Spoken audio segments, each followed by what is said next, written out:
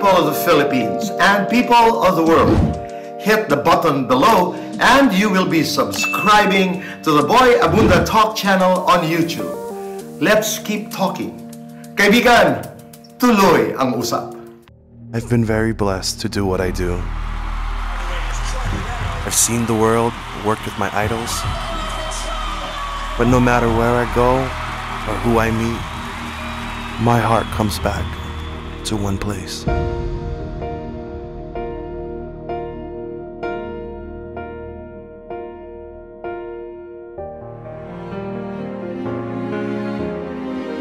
Ang aking pangarap ay ipagdiwang ng buong mundo ang ganda at tunay na ating ang musika ng OPM, Original Filipino Music.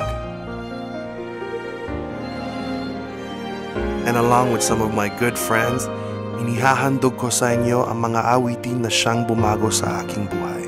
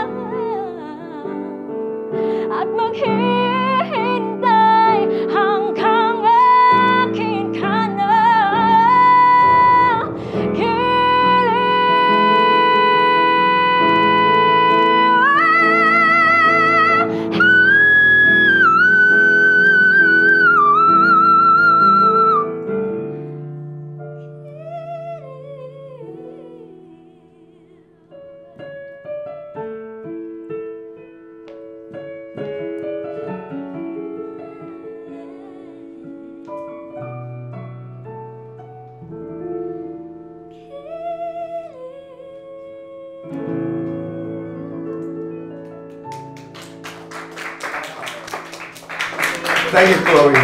Thank you very much. Talk to you later. Troy, kumusta? Maraming salamat. Thank you for having me, Tito. Of course. It's good to see you again. I am happy to see you. Kwento, ano ang mga bago? Anong mga hindi nababago? A lot of things has changed, Tito Boy, since we last seen. I released my third and final album. And I'm just starting to step into, a different era of my artistry in my life. And I'm just very happy to be here. Pag-usapan natin ang Dalamhati. Yeah. Because that's your third OPM collective. I think Dalamhati for me is my most special album because for a number of reasons. The first reason is because it's my first album that I produced as an openly gay man. And, being open about myself is something that I've wanted for so long. So to be able to put all that emotion and all those feelings finally openly and liberated and freely into a body of work is just something that I've dreamed about. So this is a celebration of you being gay. Yes. This third collective. Yes. Paano? How did it impact into, let's say, the choice of songs and the singers? Yeah, well, these songs all have become just kind of beacons of hope for me during my process of coming out. And with the singers, they're all people that have, been with me through it all. Okay, I want to talk about the songs in Dalamhati. I know Martin released one. Kaya ganda ng ating musika. Yeah. Kay ganda ng ating musika, kay ganda ng ating musika. Morissette Yes. does Huling El Bimbo. Tama? Yes.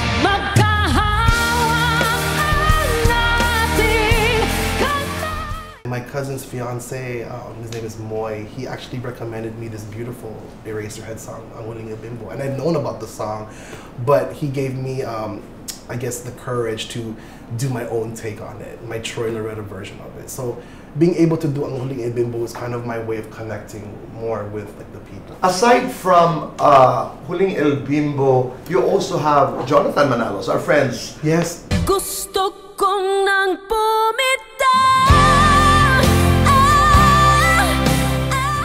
This is performed in your album by Pia Toscano and Lauren Allred.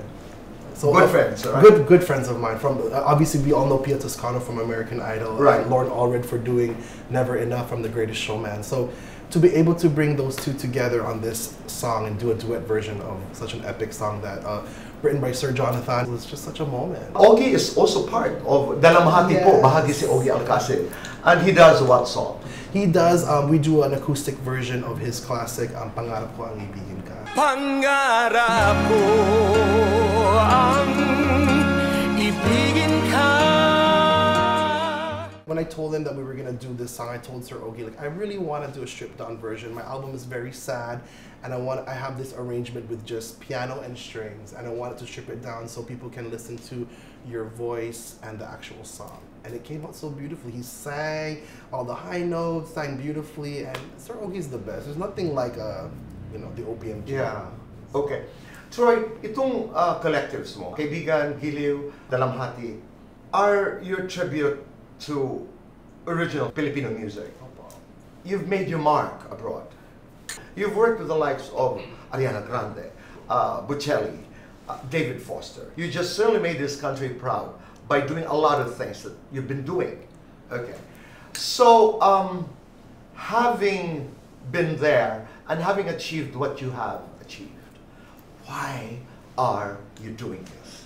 Filipino music has influenced my style of music and the way that I am as a musician for so long that I wasn't able to formally give Filipino music and Filipinos their flowers and recognition for molding me into the musician that I am today. And that's something that's very heavy on my heart. And it's for my family too. I see how hard they work and what they had to do to get here. And it was my way of just saying thank you. And for anybody that's, the youth especially, that's, something to be proud of, something to look and listen to and be seen and heard. Because when I was growing up, there wasn't Filipino music other than what I saw on TFC. But if someone in the States or someone in the province here can listen to, our music being sung by the world, I'm hoping that it gives them the courage to just step into their light. Because I would have loved that back when I was a little younger. Did you come with David Foster when he did his concerts in Manila? You did? I did. The very first time you were contacted to do this with David, was that scary?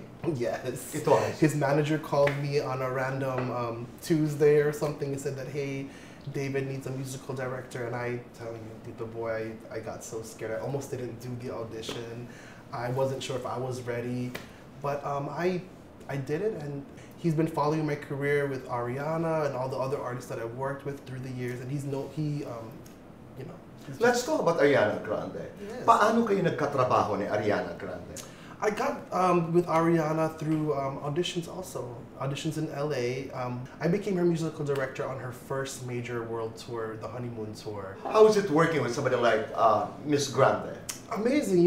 I'm a fan of singers. So when I was able to work with someone that's not only famous and beautiful, but actually fulfills my musical heart and my 90s heart, because she's like a mini biritera. I loved it. I mean, it's something so natural for me because I worked with all these Filipino singers. So Mabait siya. Super. And very good singer. I know this is not something that's important to you because you are an artist from head to toe. But how good is the money in that kind of thing? It pays the bills, Tito Boy. Does. Yeah. Let's move on to Katy Perry. You worked with Katy. I worked with her on a couple gigs. We do, it was through David, and we did these, we do like these corporate events, and we did a full set of her songs, and it was so much fun. It was a very short situation, but I was able to play fireworks and all the hits, and it was just super fun. And she was very nice. She came in rehearsal, went on her way, and it was really fun. Bocelli, how was it? That one for me was special because obviously we all know Bocelli from singing like songs like The Prayer, and I grew up with that song. So when I got to work with him, my first gig with Bocelli was actually in Italy, and we performed at the Coliseum. So if you could imagine, like that was my first introduction, and that was actually one of my first David Foster gigs. It was a moment that I'll always remember because full circle moment. What do you learn from that? Artists and celebrities are just normal people. I think for a lot of big part of my career, I was so like, grabe, like, I want to see everybody. But as I got to the later parts of my career, you know, being able to hold your hand, Tito Boy, or make jokes with Miss Reg, or, you know, high five Nicole, they're just people, and they just want to connect on a more personal level.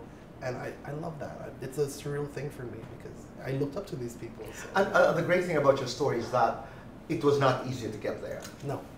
You paid your dues. I sure did. Yeah, you did. I think I did. Kaya yung dalamhati po ay napaka lalim ng ibig sabihin sa akin as somebody who knows you. And when I was going through the tracks, I said, this is Troy's ode to, you know, the country. And more importantly, sabi mo nga mahalaga din itong third collective sa iyo because this is your first work, your opus as a gay man. Yes. Tell me the story.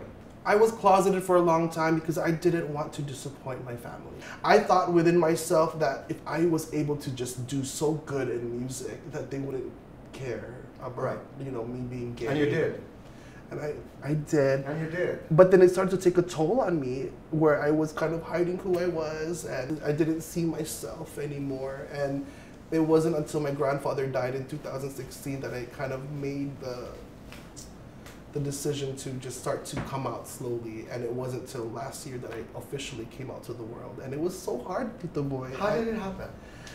I was sitting with my mom at breakfast and she, you know, was just wondering, like, why are you so quiet? Why are you being weird? Why are you, she kept badgering me, and finally I just started crying and I fell to the floor and I told her that I'm gay and I'm tired.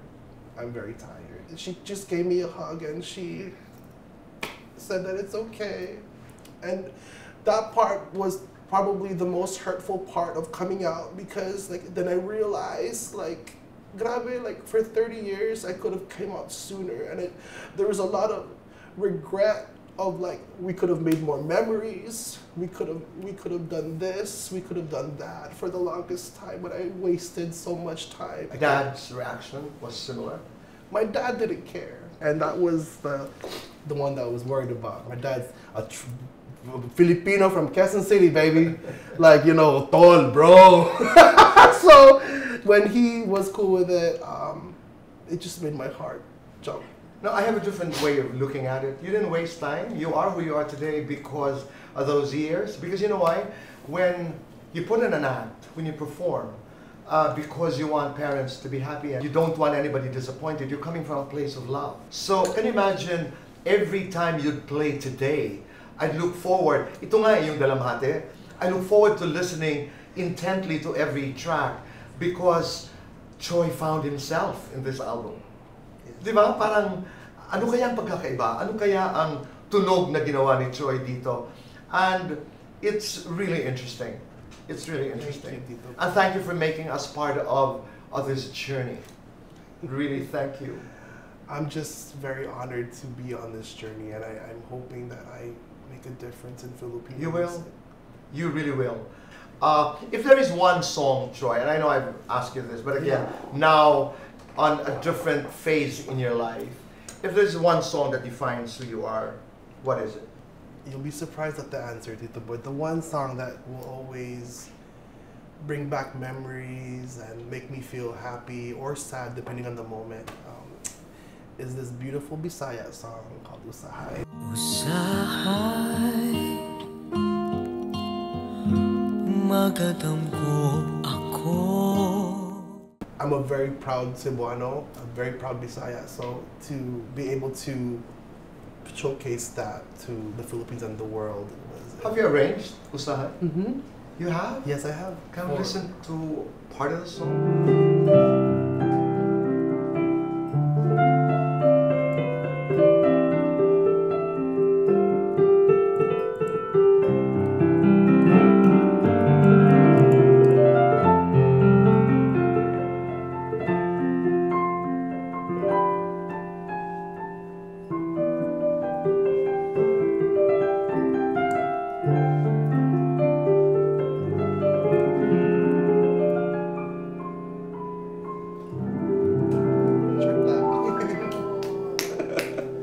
What do you want to tell the Filipino people? I want to say that the past couple of years have been so beautiful for me. To the Filipino people, to be able to connect with you guys on a musical level is something that I've been wanting all my life. And I just want to say thank you guys so much for embracing me and my music these past couple of years. And I also want to say on just a personal level when it comes to OPM, you know, God has taken me to such beautiful places, Tito Boy. But there's nothing like coming home.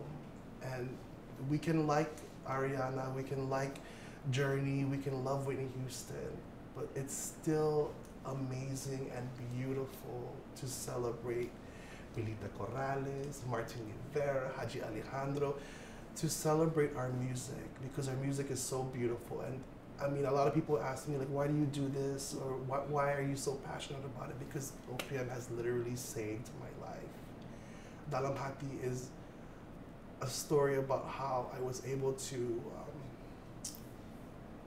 get through the mental stuff that I was going through, and I used Filipino music to get me through those times. And I'm hoping that Filipino people in the future will be able to be reminded of how powerful our music is, and that it can take someone from being at rock bottom and bring you back on top. I'm hoping that with these 3 albums and with the work that I'm doing, that Filipinos have something to be proud of when it comes to original Filipino music. It is something to be celebrated and constantly celebrated. Troy, thank you. Thank you. Salamat God bless po. you always. Thank you. And you know, the most important lesson I learned tonight in this conversation is, aside from the love for mom and the love for family, is that if you want some things to happen to you in your life, in your career, show up, do it, and leave with love.